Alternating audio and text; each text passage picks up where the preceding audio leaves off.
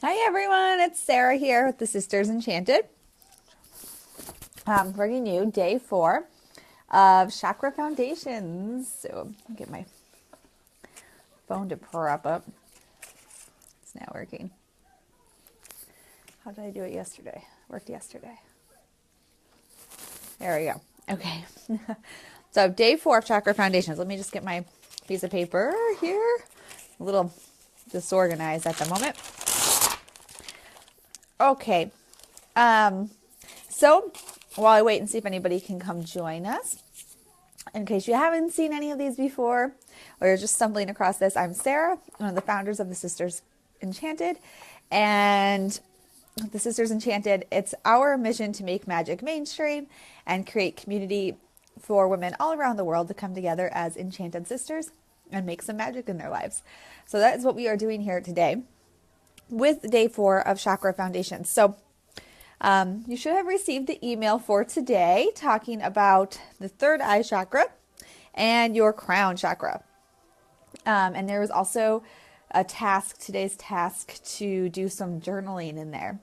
And that was what was in today's email. So yesterday we talked about the heart chakra and the throat chakra, and we talked about using pendulums and crystals.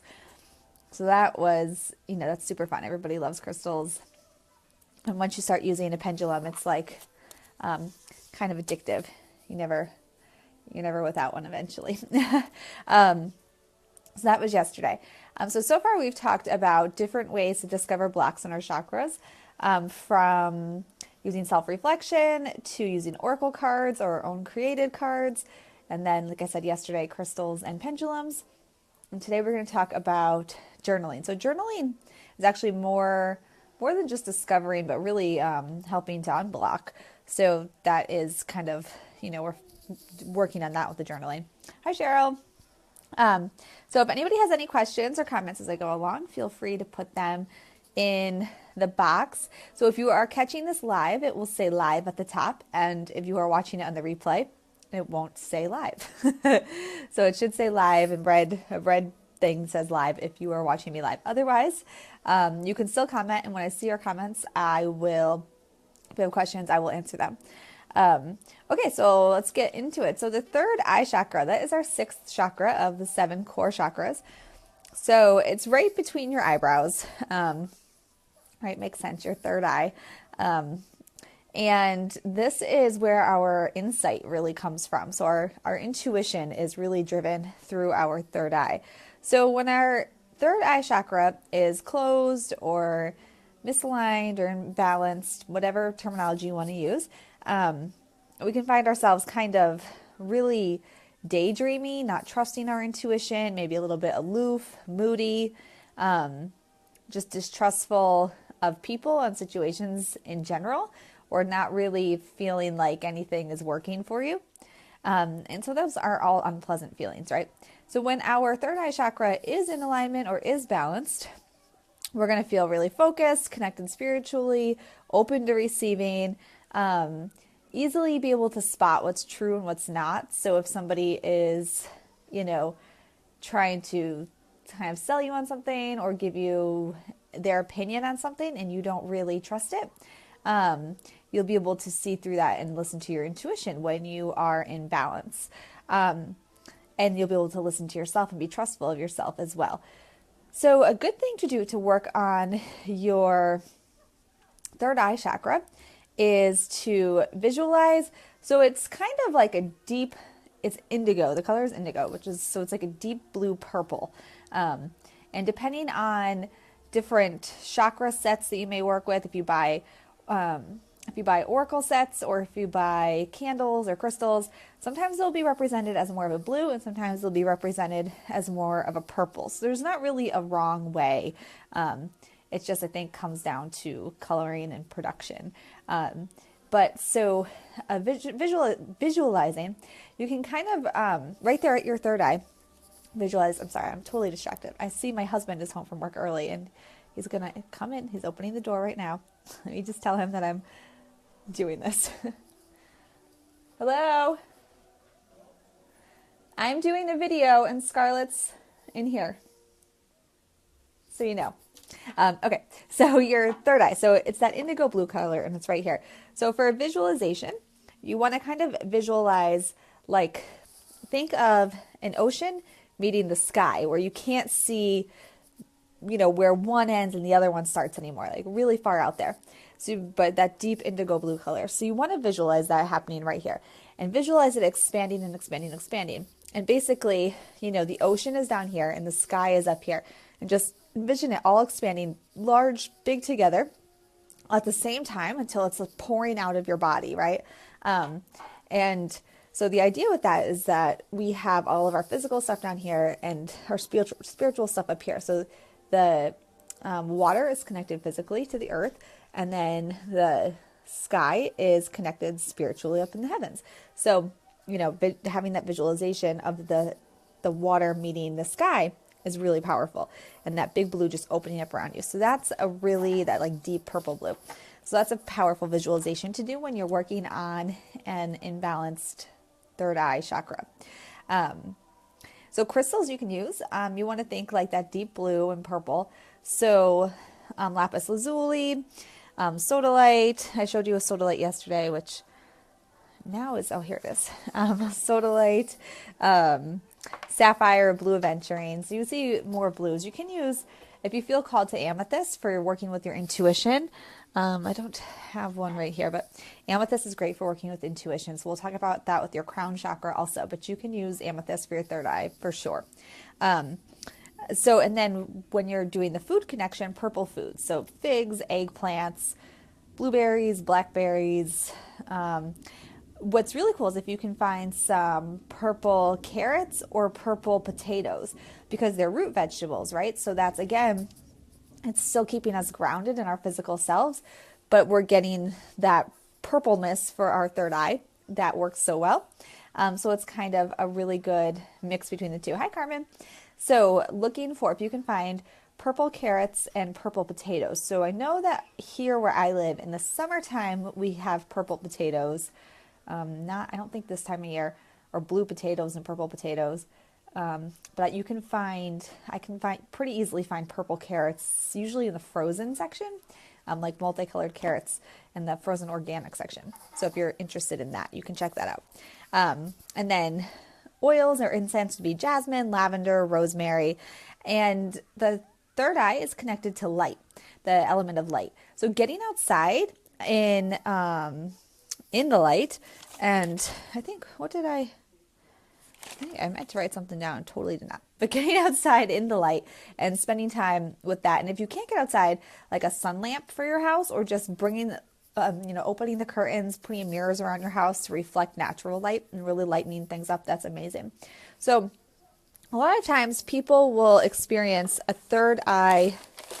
I swore I wrote this down. So people will,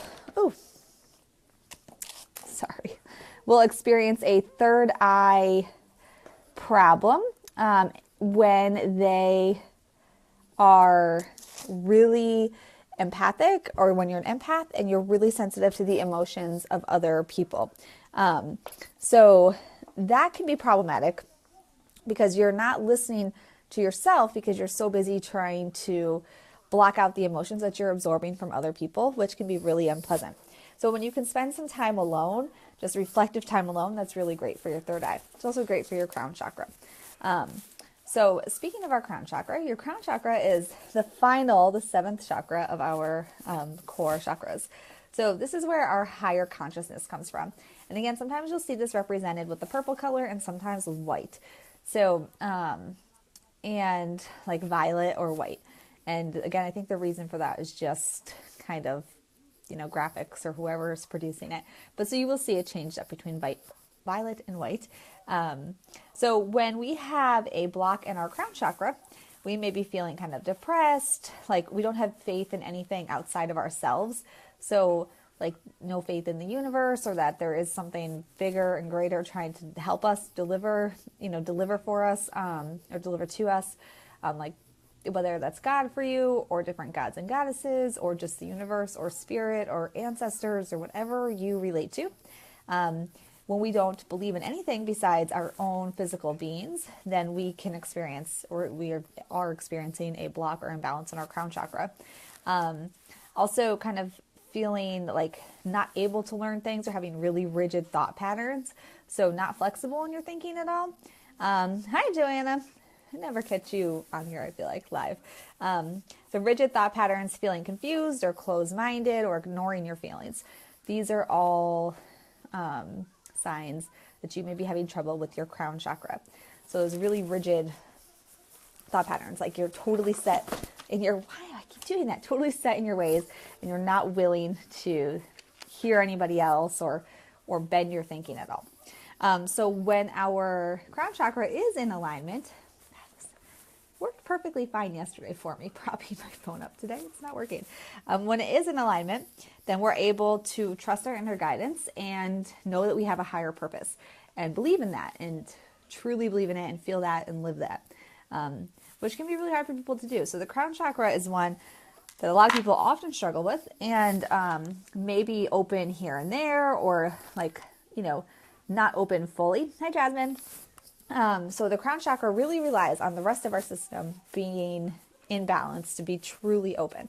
So there's very few people in this world that are like 100% aligned and feeling great. I mean, think about it. How would it feel to never feel jealous or never feel guilt or never feel shame or never feel, like you're not trusting yourself or like we all, no matter how hard we work at this, at some point in our lives, or some point throughout the day or throughout the week, even if you don't feel it daily, have some moment where you're feeling one of those feelings. So to truly never feel those things is to be in true alignment, and your crown chakra would just be like open and receiving, right? And that's not typical of most people. And I think that it's kind of crazy to strive for that total alignment because it could put a lot of pressure on you. So I think that if you can work to be in alignment, be the best person you can be and be your best self, that's what's important.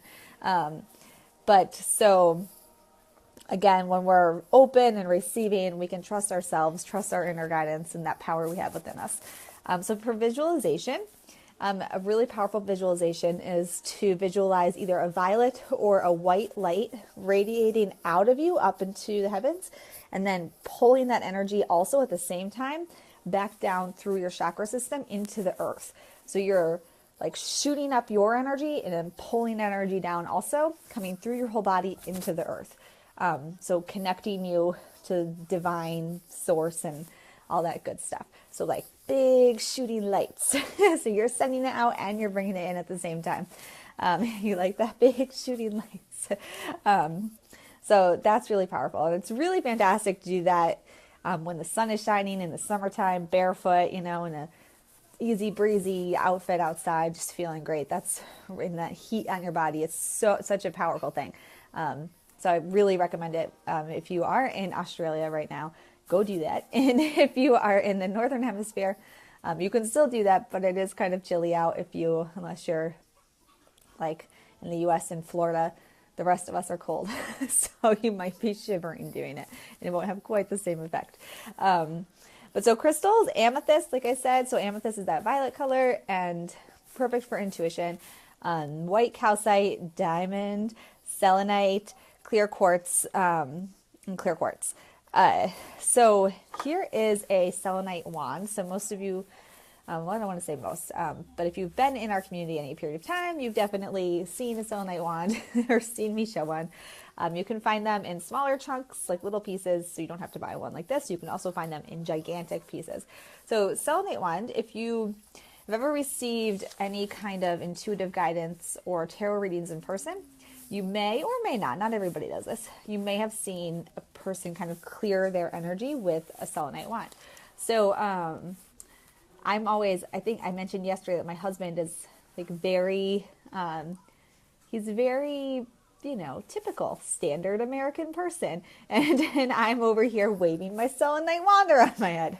So it's always interesting in this house. And when he's, seems really tense, I'm always like secretly waving my selenite around him, and he's like, get that away from me. But you will see some tarot readers will wave their selenite around their head, or people that are psychic mediums is what they're doing is they're clearing that energy in their crown chakra, that divine download. Sometimes people will place it on the ground. Also, it is fragile, so you got to be careful, but and you can gently place your feet on it. And again, it's that idea of pulling that divine energy down through you. And if it's on the ground and your bare feet are on it, you're pulling it into the earth, but you're also grounding yourself here. So if you do any intuitive work, that's a really good way to kind of make sure you're not taking on too many emotions. You're still grounding yourself. So selenite is definitely on my list of recommended witchy magical items to have.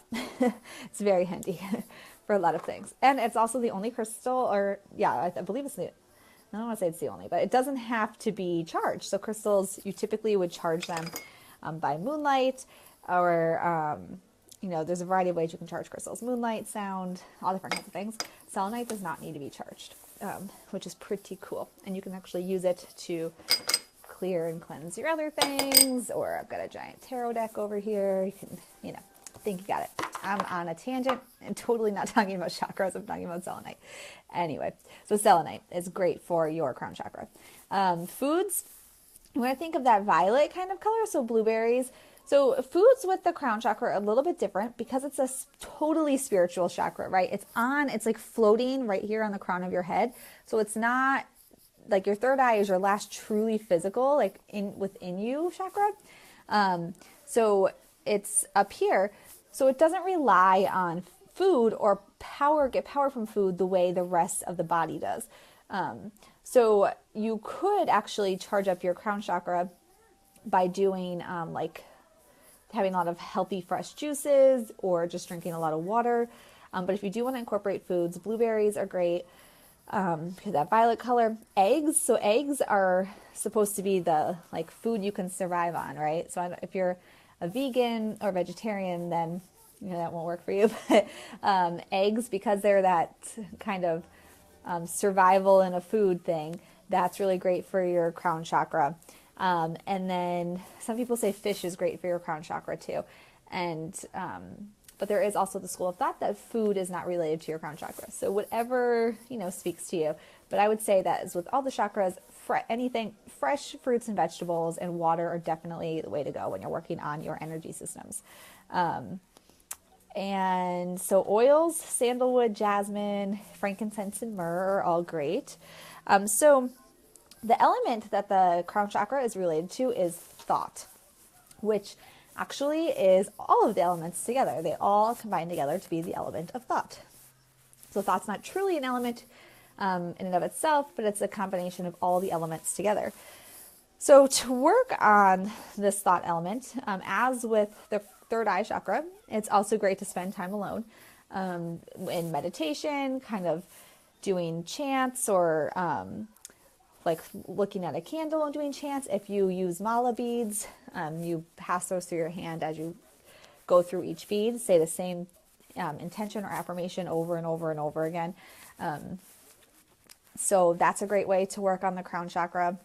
I like to use selenite massage wands and balls on my head. So I've had some headache issues. I press it onto my head and use relief tension and cleansing.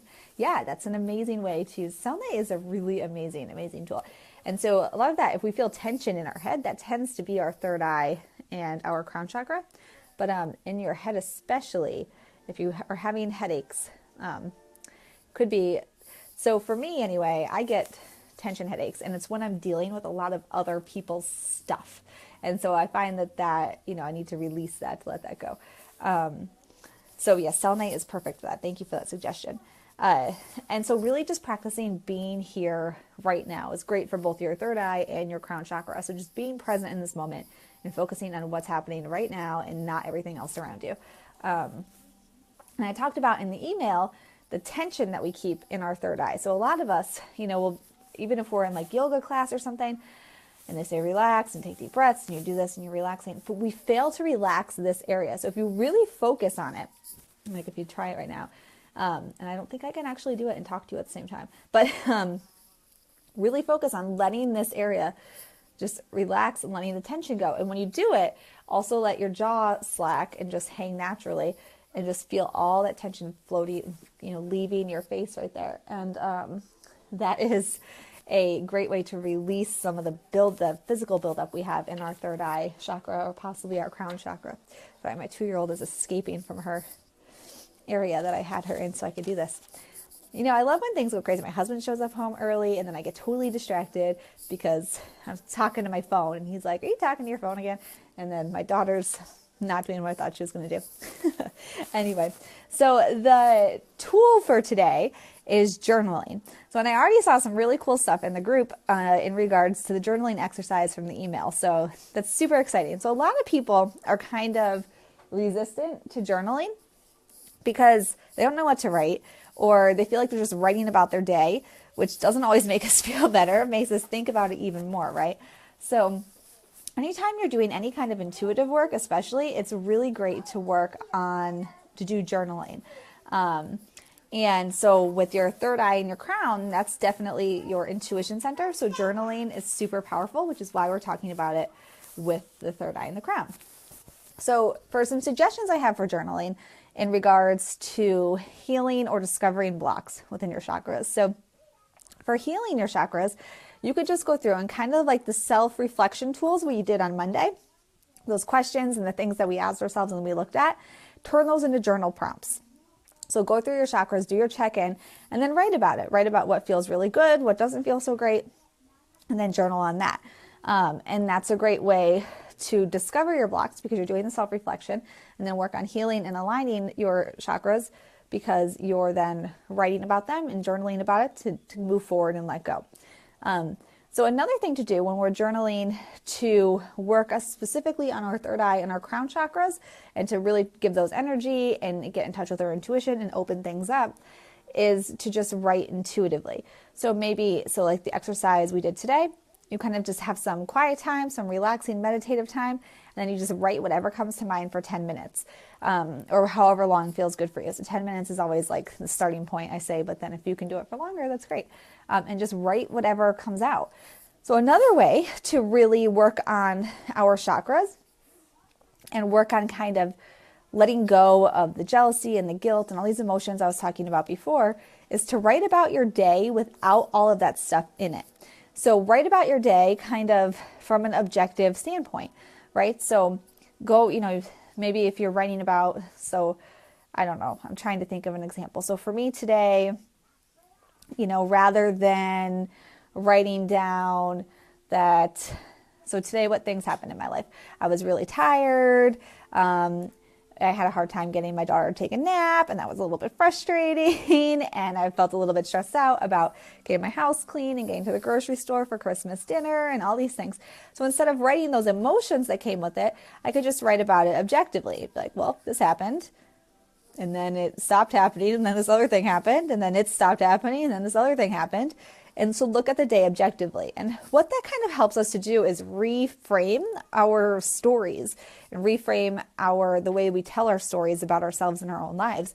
So we're taking out those emotions that hold us back and that close up our chakras, bog down our system, and make us feel heavy and weighted down. So by letting go of that stuff and learning to be objective, we can eventually, look at these situations like, oh, my kid won't sleep, she'll sleep eventually. She's not going to stay awake forever.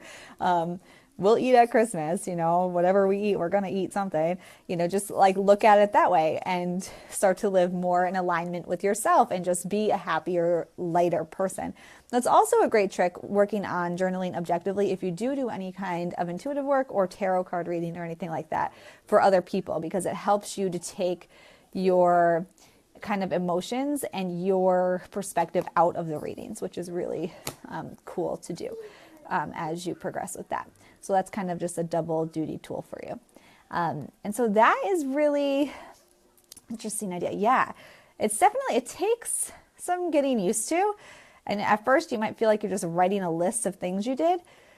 But I would, you can then change that list of things you did into how everything was so great. So what was really, for me, what's really great about my daughter not sleeping? So that could be hard to come up with something. But you know what? I practiced my patience. I took deep breaths. I found other things for us to do. I treated myself to a piece of chocolate. So what was great about that situation? I had an opportunity to be a patient person, set a good example for her, treat myself to something. So see, like, look at the good things. So it's like you take the story that actually happened and how you felt, break it down to its bones. What was the event? And then what was the good that came out of it? And so really with our chakras, it's all, they get muddled up and blocked by all the negative stuff in our life and the negative feelings we're harboring. And when we can let that go and rewrite our stories through journaling, and then that eventually just becomes our mindset, then that's really amazing. And that's all these, the people that are living in real alignment and are just like so happy. It's because they're focusing on those things, like that little story with my daughter, well, I got to do all of this stuff instead, and those were all good things. So that is my suggestion with journaling, and why I think it's so powerful, and why I think everybody should be doing it, even though everybody says that, but nobody does it. I really think you should be doing it. And so that is it. So tomorrow, day 5, is our final day. We've gone through all 7 of the chakras. So tomorrow I'm going to talk to you about all kinds of odds and ends things. So a quick relaxation technique you can do to quickly align all your chakras at once, or get them flowing better anyway, get the system opened up. I don't know what I said. Maybe. It's possible. But tomorrow we're going to talk about a real quick way to relax everything. We're going to talk about essential oils a little bit more. We're going to talk about physical ailments related to the chakras. I have a whole list of stuff we're going to touch on tomorrow. Working with others to heal your chakras versus doing it yourself, because that was a question in the group. Different ways that works. I can't think of. I have a whole list of things to talk about tomorrow. So if you guys come up with any questions or anything you want to know more about, post it in the comments here or in the group. The comments are good because I'll get notified of it. If it's in the group, if I don't see it, then I miss it. And just let me know, and then I can incorporate it into tomorrow. So if you think of any questions, though, you can certainly bring them to the chat tomorrow or post them in the group. The chat, I think, is going to be a little bit later, might be a little bit later tomorrow than anticipated, than 2 o'clock. So you'll have some time to think about it. But I will let you know exactly what time it will be. So thank you all for being here today and bearing with me as my phone fell over and I got really distracted. And I hope you enjoyed our talk about chakras. And I don't think I missed anything. Today was an easy one with the journaling. Yeah, no problem, Joanna. Always a pleasure. I think that's it. All right, so I'll let you guys go and have a good day, and I'll talk to you tomorrow. Bye.